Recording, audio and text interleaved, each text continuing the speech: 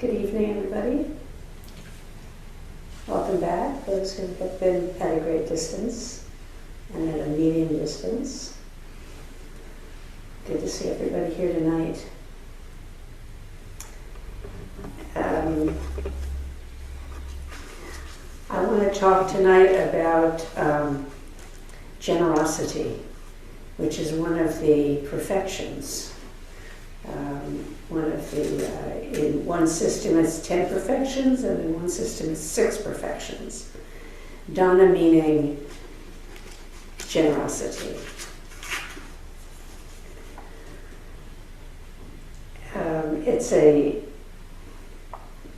It's a thought that comes to mind so regularly as I go through my life.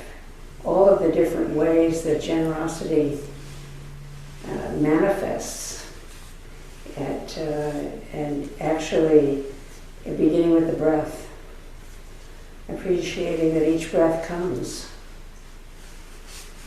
and each breath goes.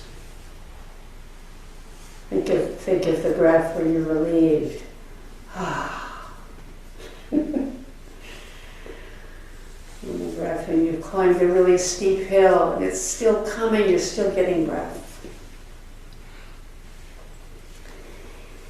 So, until recently, you may have noticed that the whiteboard out there in the shoe area had sign-ups for various jobs, and now it has not been like that. I didn't look at it today. Is it still clear? No, there are now things on it. Yeah, there are now things. Okay, so this is relevant. But I was going to predict that you soon would see something on it if it wasn't there already.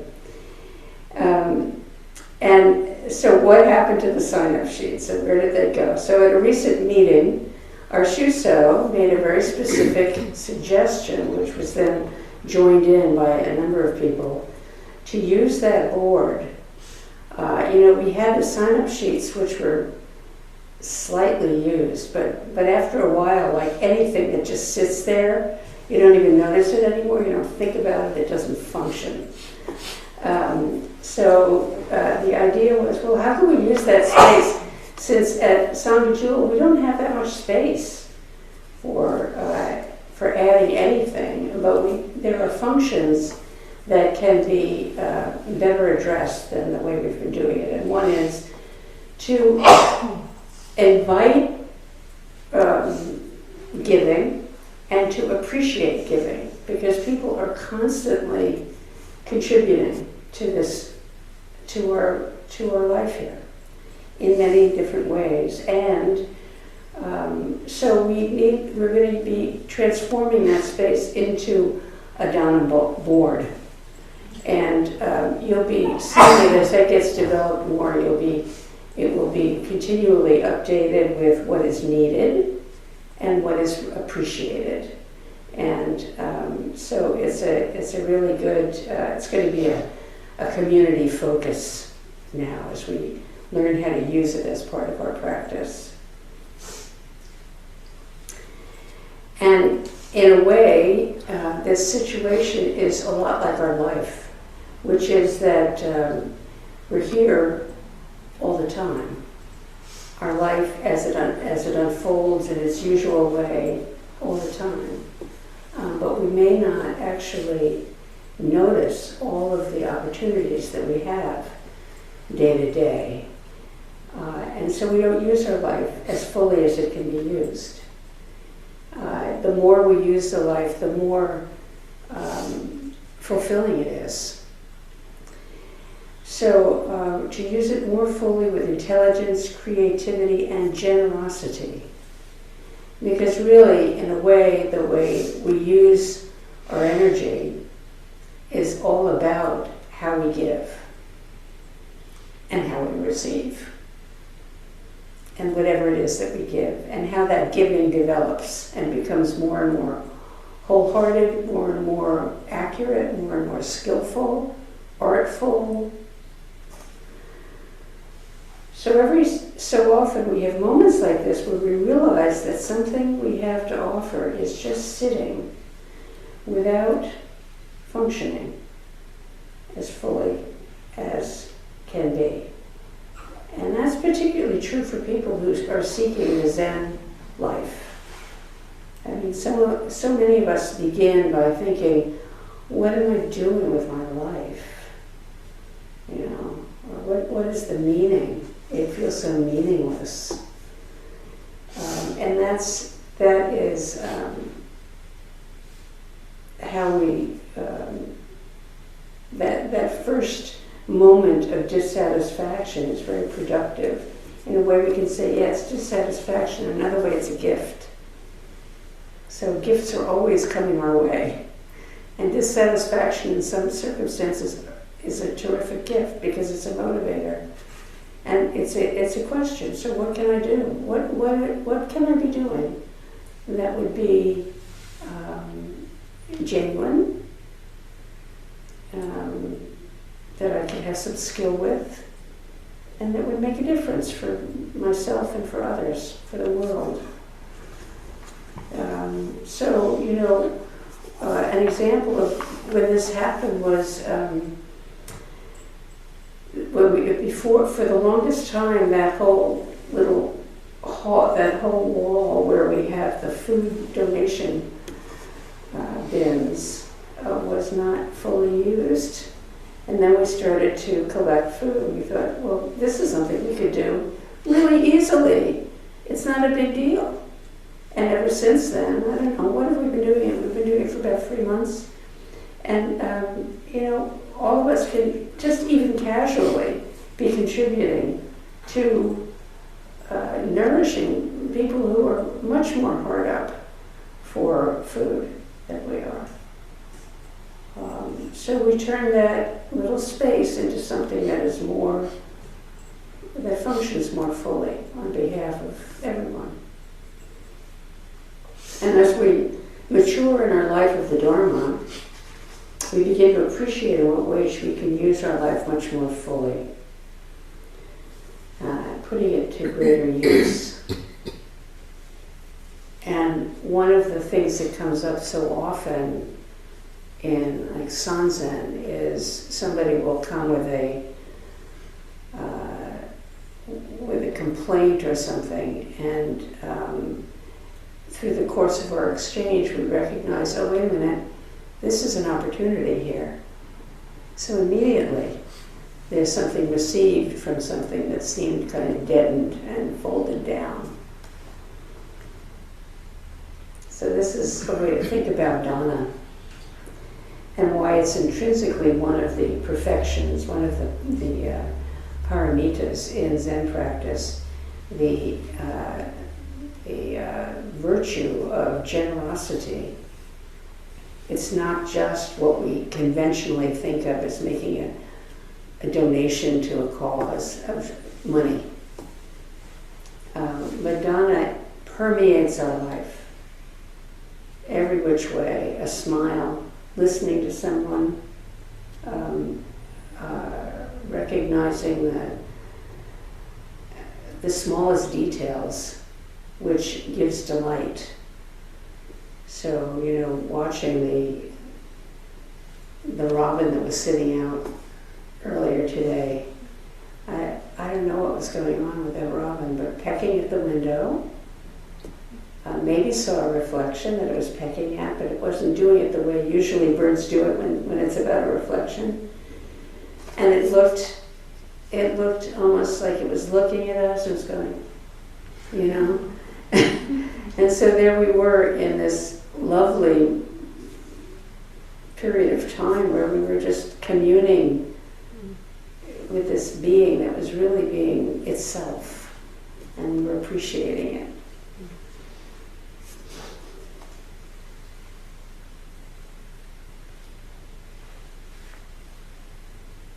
It's so important to recognize how everything is so generously offered all the time. Dana, the word dana is Sanskrit, and the Buddha refers to the practice of generosity as the most important practice. That is if you're not going to do anything else, practice generosity. That can be the path to thoroughgoing awakening. And when you think about it, it taps the interdependent nature. And when we begin to really offer attention, things, ideas, caring, we begin to recognize the inherent connection and continual exchange between this self and what is other. That's one of the things that we really wake up to when we become much more aware of how fleeting everything is. So when we are offering, we're offering for the moment, and we can then offer the next moment too.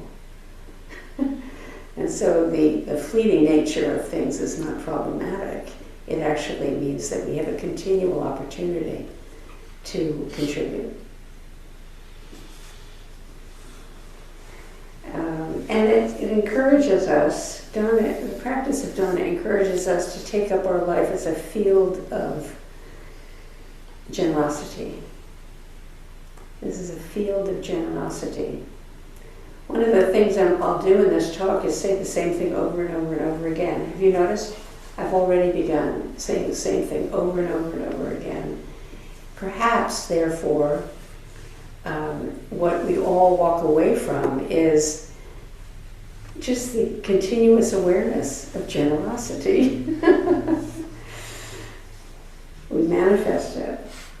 We realize it. We need to realize it, to appreciate it, in order to receive it. So in the meal chant, we refer to giver, receiver, and gift, the wheel of giver, receiver, and gift. The image of it is a continuousness, the turning of giver, receiver, and gift. And we are always, when you start to look at it, we're always caught in some aspect of that, all through our days and nights. And this is another image for the field. It's a wheel and it's a field. And when we picture it as a wheel, then the gift is not separate from the giver, which is not separate also from the receiver. So if I notice you're struggling with a heavy load, and I offer to help you carry it, you might be grateful for the help, the gift of help. But I also am grateful for the opportunity to help out. And these go together. And you're helping me by giving me an opportunity to be generous. It's one of the things that we really can point out, living as a sangha and having this as a point of attention that we're paying. That when I help you out, you're helping me out. How does it feel when you offer to do something for somebody and they say, no, I don't need it. It's like, too bad.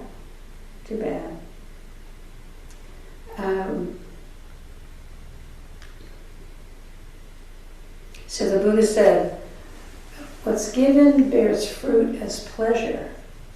So this is another aspect of dana. It bears fruit as pleasure.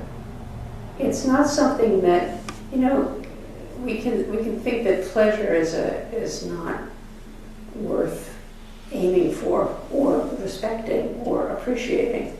I mean, we're all tied to it endlessly. But sometimes we can feel like, I'm having too much pleasure in a world that is really screwed up, right? I mean, it's easy to feel that way. But there's wholesome pleasure. And giving and the pleasure that comes to us from giving and from receiving is wholesome. It's connection. It's primal. We need it. This pleasure that comes from community, fulfillment that comes from sharing and lends a sense of meaning to our life. It's really, if we look at what is the experience of meaning in life, and it is, first of all, it's pleasurable when you have that experience. It warms the heart. It's a fulfillment, it's a completing of ourself.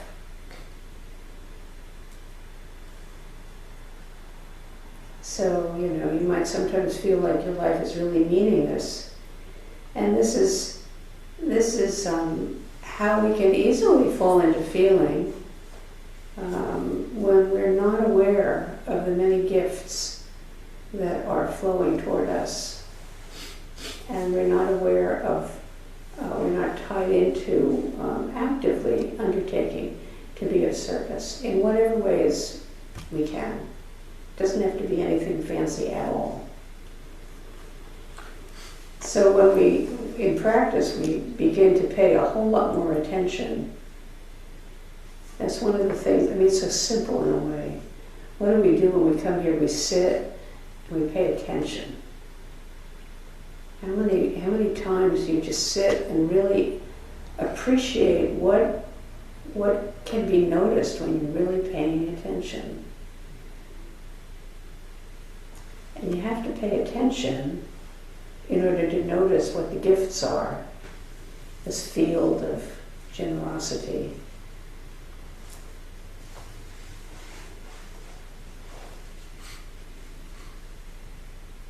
I think when I think about the loneliness of modern life, one is the way we're living, which is a lot of living solo and not working together particularly. Everybody in front of a computer, and it can be very, very lonely unless it's consciously encouraged. We have worked and we continue to look for opportunities at the Zen Center for working more and more and more together. We need that. That's part of good health. It's part of a wholesome community too. It breaks through the loneliness. But I'm just talking about people now, but what about the natural environment? So many people have said, it is so lonely when there are no birds. There are times that I'm on my daily walk and I don't hear a bird. And I think about that, how, that's loneliness. And how, when the birds are singing, there was this big revision behind my house, and all of the the red-winged blackbirds disappeared during that time because they didn't have the reeds and the water. Now that's coming back. And the other day, I heard a red-winged blackbird, and it was like, oh, welcome, friend. Even though, they're not terribly friendly birds. But their song is so beautiful. What a gift. What a beautiful offering. So,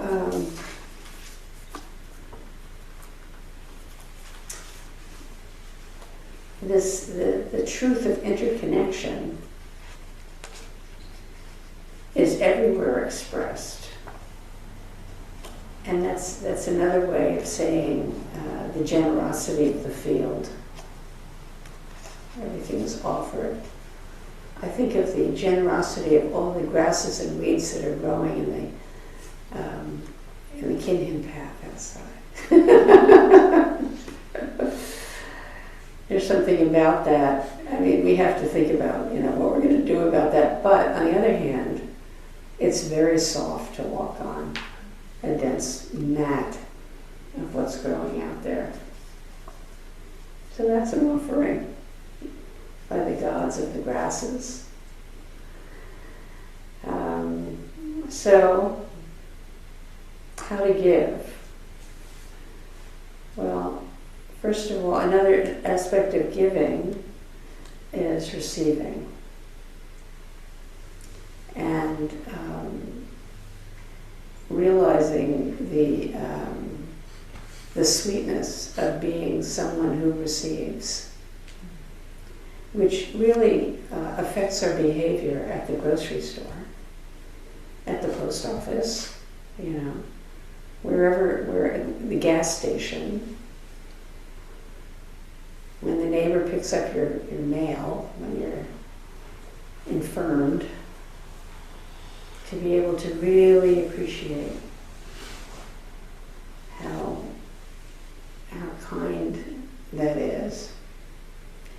And I'm especially thinking of all of the people who work in service positions at barely minimum wage, and how it is a beautiful opportunity to give full attention to them as a whole human being.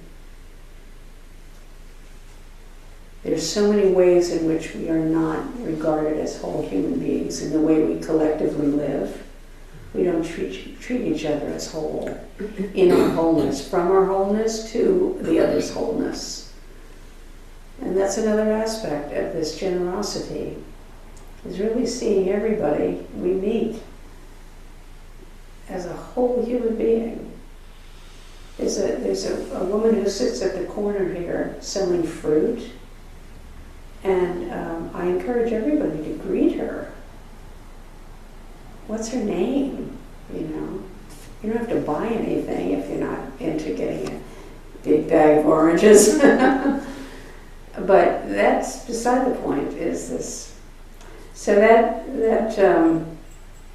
brings me to this other thing about generosity, this profound sickness that has taken over the public life of transactional exchanges. I looked online, and there's a definition put together. Where is it? Put together by AI. But I thought it was exactly right.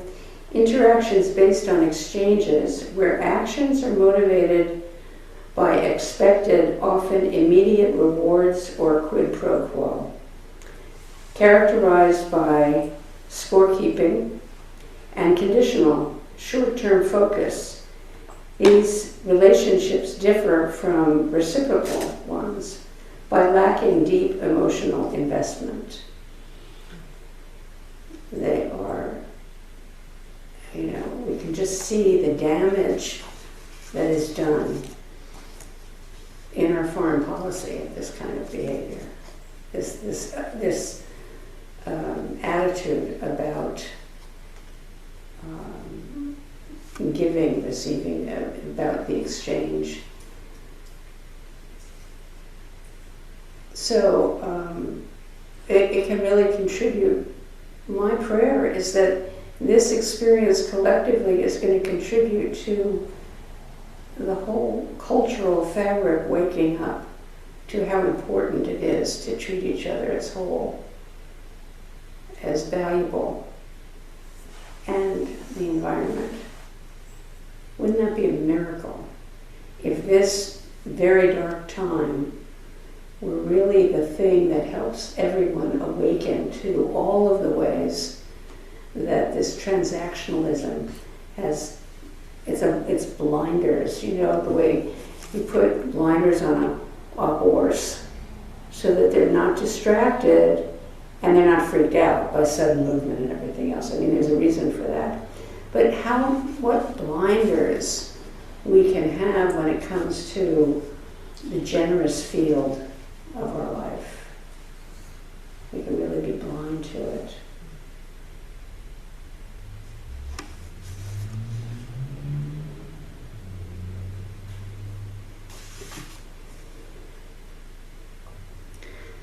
Now, the Buddha talks about the treasure of generosity.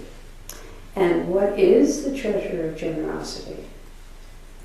There is the case, this is a quote from the Pali Canon, there is the case of a disciple of the noble ones, and the noble ones are practitioners of the Dharma. Their awareness cleansed of the stain of stinginess, living at home freely being at home, whether you're at home or you're somewhere else, you feel at home because you are in full relation to those you meet and to the conditions that you meet. Free of stinginess, living generously and open-handed, delighting in being magnanimous. And magnanimous is one of the three minds that Dogen talks about. The magnanimous mind is like a mountain, stable and impartial. Like the ocean, insofar as it is tolerant and views everything from the broadest perspective. This is magnanimous mind. This is one reason why we encourage people to consider at some point doing a stint on the board, because the board is all about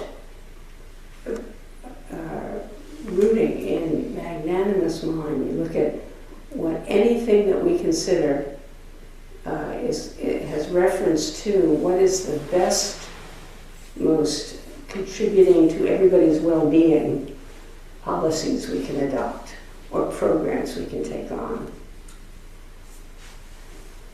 Magnanimous mind. It is without prejudice and refuses to take sides. To cultivate the quality of magnanimous mind, one should write, understand, and study the character of magnanimous. And this is, so Dogen was talking about the kanji in Japanese writing. And it is the character for magnanimous is daishin, which is great mind. Great mind, big heart.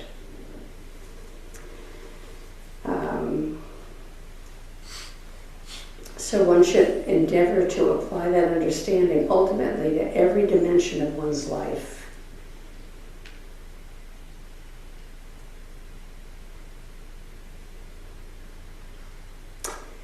It's kind of the feeling that comes up when you come to the morning sit. We're going to really be encouraging people to come to a week of the morning sit, or at least one day if you've never come. There's something about starting the day at 6 a.m. in the Zendo with your Dharma buddies with a sit and chanting and singing together that just wakes up big heart. So please, I really encourage you to, I know it's hard to get here by 6 o'clock in the morning, but it's worth it. If you think about it, the hardest part of getting up, like I get up at 5, is the first 3 minutes. That's it. After that, it's all the usual. Brushing the teeth, walking around, getting dressed.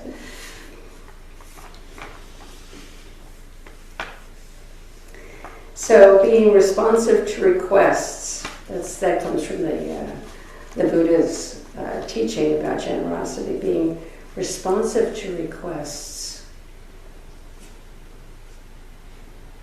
When you get, 10 requests for contributions to nonprofits a day in the mail, when your entire corpus of mail is requests, we can get pretty turned off.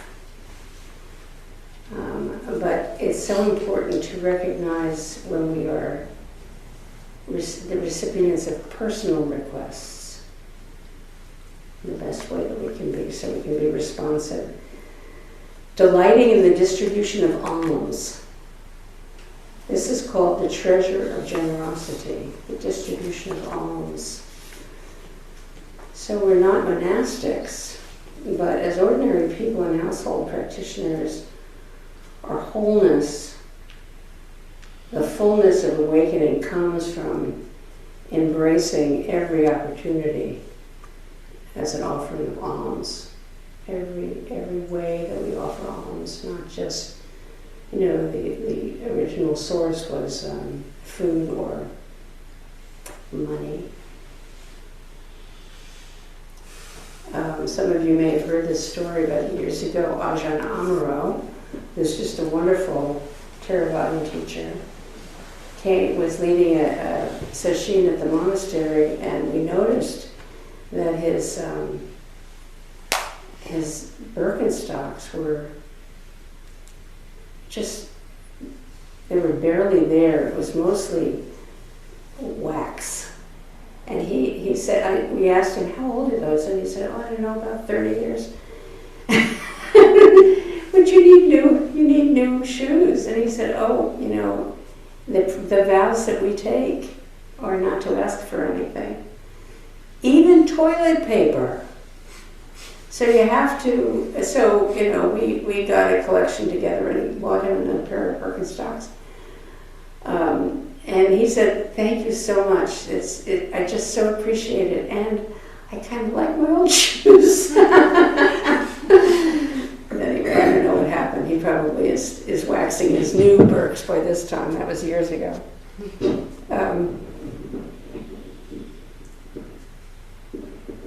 But it's very important if you meet a Theravadan monk to offer them, would you like a glass of water? Are you hungry? Here's the roll of toilet paper. Just be innocent, but provide.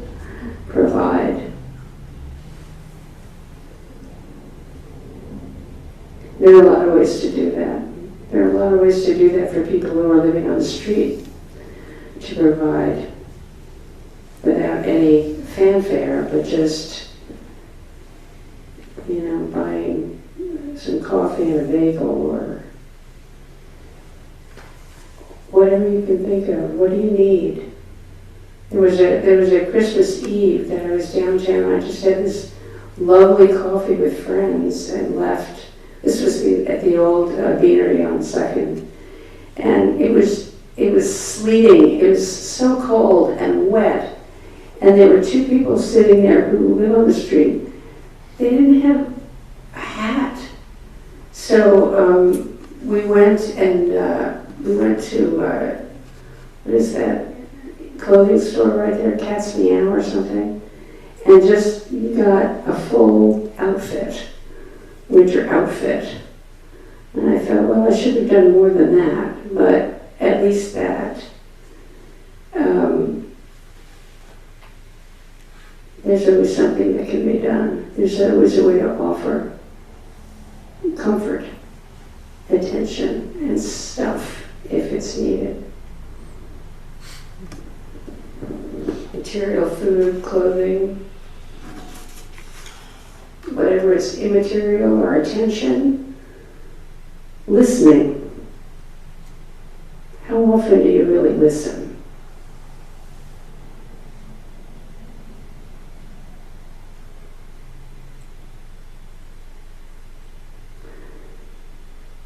Really listening is a way that we drop self. You can really notice self when you're sitting there just waiting for somebody to finish talking because you have something you want to say. There's the self.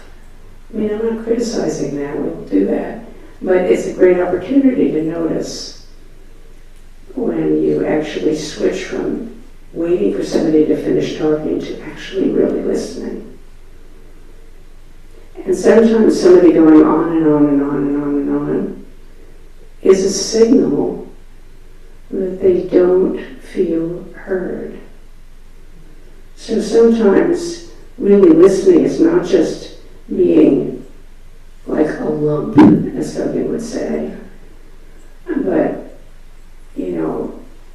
responding with gesture or saying, well, wait a minute, so what do you mean by that? Or, really giving some real interactional responses. I think I'm going on and on and on and on right now. I think I'll draw this to an end. So.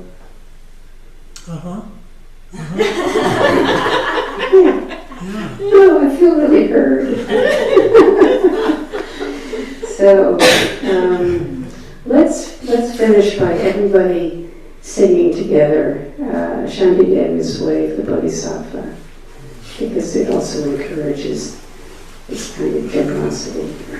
On page 56.